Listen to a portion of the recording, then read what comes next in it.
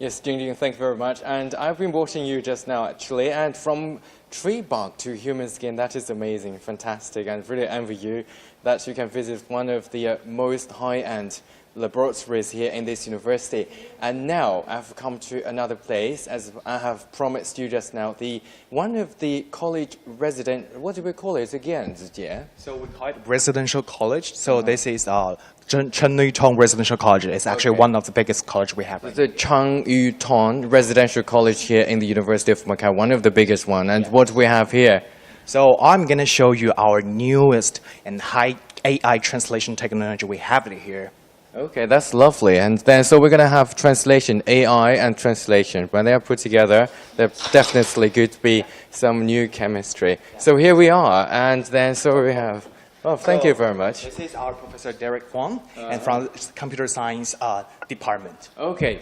Thank you so much for accepting the interview. And what do we have here? So it is AI and translation, right? Yes. So how do you combine AI and translation?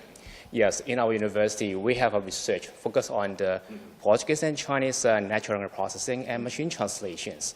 So we try to use AI technology to automatically deal with the natural language and facilitate the translation from this Portuguese to Chinese and Chinese to Portuguese. And as you know, we are the first to develop the Chinese and Portuguese electronic dictionary, and it's encrypted with the pronunciation with Portuguese and with Cantonese and Mandarins. And also, we are the first to develop the machine-aided translation system for Portuguese and Chinese. Yeah. So we are the first one that have come up with the idea of making electronic dictionary between Portuguese and Chinese, and we are moving it to the next level, raising the bar all the time. And now we have, so if we turn the camera to the display, and today we have the AI translation between Portuguese and English and Chinese. Yeah, exactly. On the past 20 years, we have developed research on developed some systems. We have a Chinese and Portuguese and English translations from the very beginning, the dictionary, and then to the sentence, and right now to the speech base. So today I'm going to show you the speech translation, what we call a simultaneous translation. Now maybe I can introduce the doctor. Sure. Yes, Dr. Julius.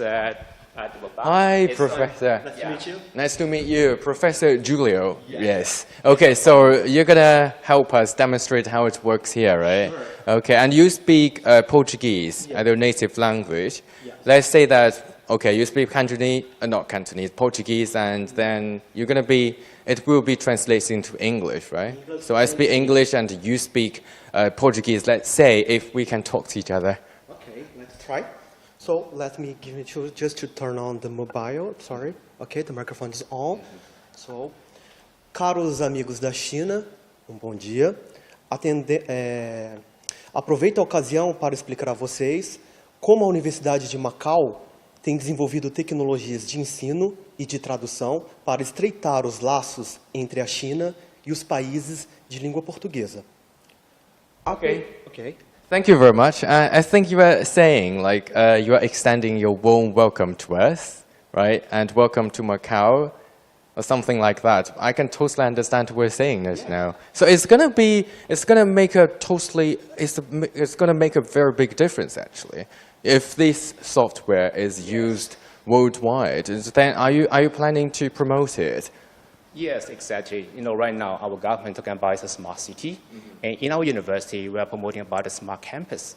So using this one, we want to develop something we call the communication without language barriers. So that means you can imagine a class. So Julia will try to speak in Portuguese, and we can set some subtitle to be translated in Chinese or in English for some students just to communicate in case they cannot understand the Portuguese fully.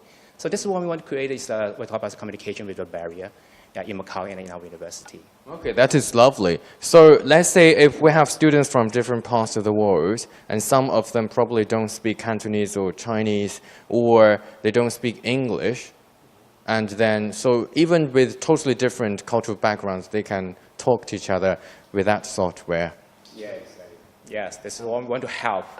We are working to this direction just to alleviate this type of barriers. I'm curious when you're going to have this software promoted, everywhere in the world. Yeah, basically we already have 20 years, accumulated experience in doing research in these areas. And right now we have a startup companies and try to promote these technologies. So more or less we already have some system being developed. And this one you're seeing is a simultaneous translation. Besides that, we have online translation, and we have another what we call is a machine-aided translation platform supporting Chinese, English, and Portuguese translation for the professional translators. Okay. Yes. So it seems like many people probably would lose their jobs. And is that one of the challenges, actually? Yeah, exactly. So this, Portuguese and Chinese, this is quite different. I mean, from the synthetic point of view. So this is one thing that we have to solve the gap between to do the translation. So right now there are some online translation system, but we adopt different approach because they will go through English as a bridging language to do the translation between Chinese and Portuguese. But for us, we directly do the translation from Chinese to Portuguese.